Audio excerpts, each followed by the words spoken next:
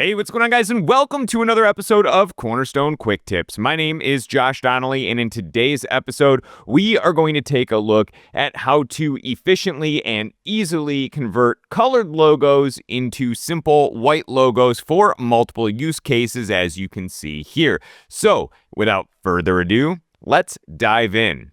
Now, here we are inside of Cornerstone, and you can kind of see the foundation for what we're about to work on here, but I want you guys to sort of understand how we got to this point. So let's take a look at our use case and what we are planning on doing. So first and foremost, if we jump into the back end here, you'll notice that we have a custom post type set up for clients. Then we have several clients listed out right here. And then inside each of these clients, we have some custom fields. We have a logo, we have an industry, and we have a little bit of client content. And this is great. This is typically how you might set something like this up. But then as we start designing this out, we realize that we want to have an archive with dark tiles, which doesn't really work with all of these logos.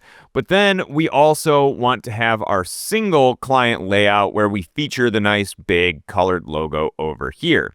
So how do we do that?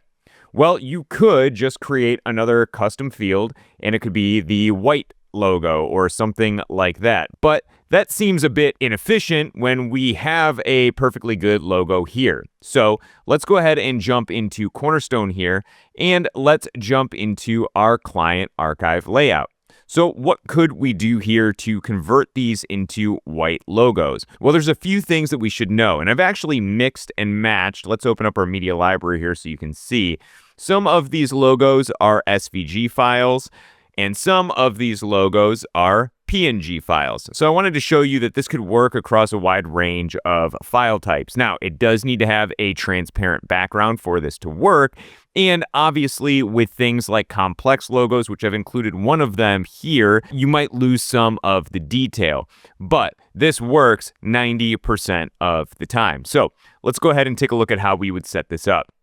Here we have our columns. Inside of those columns, we have an image. Obviously, you could size this image however you see fit. For the sake of ease, I simply have a width set on these of 150 pixels. So I think that's looking pretty good. But again, you can see how some of the detail is being lost in some of these logos here. So this just really doesn't work. And we want to have a nice, clean looking set of white logos that then link us to the client page where we will have our colored logos. Well, this is as simple as applying some CSS filters via Cornerstone's native effects builder. So let's go ahead and take a look at how we do this. Because this is a consumer here on this archive, all we need to do is tap into one of these and it'll ripple across the board. So let's go ahead and click on this first logo here.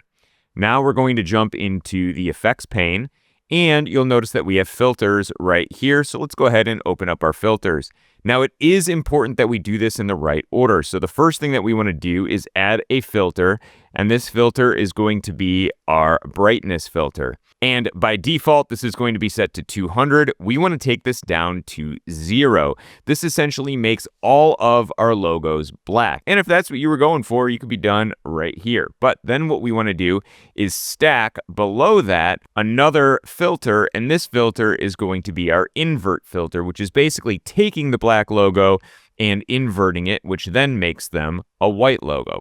Now again, you'll notice most of these logos look great in white. This one has lost a little bit of detail in the man here, but still works for the sake of our example. And the reason it's lost some of that detail is because, as you'll recall, most of this logo is transparent, but this man here actually has color behind him. So there's no way for us to do that unless we remove some of this yellow color here in the original file. But for all intents and purposes, this is working very nicely for our use case here. So let's go ahead and turn each of our tiles into a link. We'll just go ahead and add an A tag here.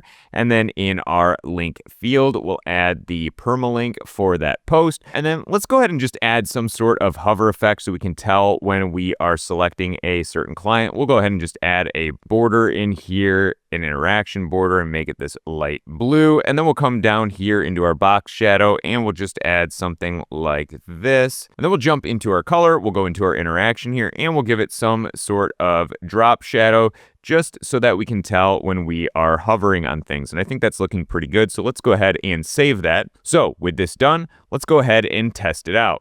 We're going to click on this foundation one, and when I click on it, you'll notice it pulls through the color logo in our template here, which is just pulling in the raw logo. But then back on our archive, it is the white logo. If we click on this guy here, it's a white logo, pulls through the full color here, but again, back here, we have our white logo. Now, like I said, this is a great way to streamline your workflow and your file management on the back end of your site so that you aren't fumbling around with multiple versions of multiple client logos that need to be edited externally and imported into the site. And this will work on the majority of logo use cases. As always, I hope you guys find these videos useful, and I will see you guys in the next video. Happy building!